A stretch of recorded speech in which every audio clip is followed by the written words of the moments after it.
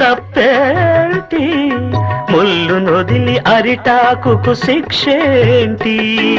తప్పు నాది కాదంటే లోకం ఒప్పుతుందా?